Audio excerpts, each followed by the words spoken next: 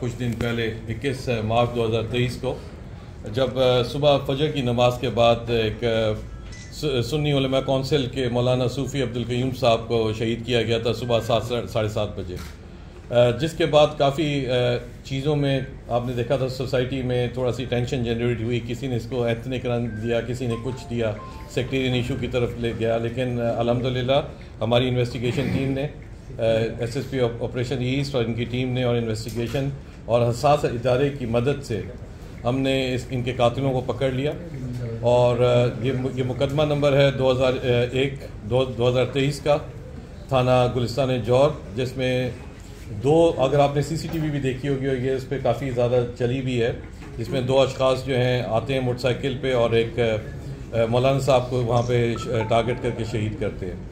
इस सिलसिले में और इश्यूज़ के साथ इसको स्टार्ट में तो जोड़ा गया, उसके बाद एक आध इंसिडेंट कराची में और हुआ, उसके साथ भी इसको अजम्पशन थी कि कनेक्ट किया गया।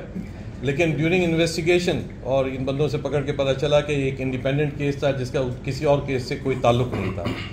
ये इनको टारगेट करने का मकसद एक जो अभी तक की इन्वेस्टिगेशन में चीज़ें क्लियर हुई हैं, बाकी हमने मेन टारगेट किलर्स तो पकड़ लिए हैं जिन्होंने किया, पैसे लेके किया, वेपन रिकवर हो गया है, और इसके अलावा बाकी चीज़ों बहुत सारी चीज़ों की निशानदेही होगी, बहुत सारे एविडेंस भी हैं, और इन्होंने अभी पुलिस के सामने सारा वकूआ भी बयान किया, किस तरह हुआ, कैसे किया गया और किसके कहने पे इन्होंने किया है।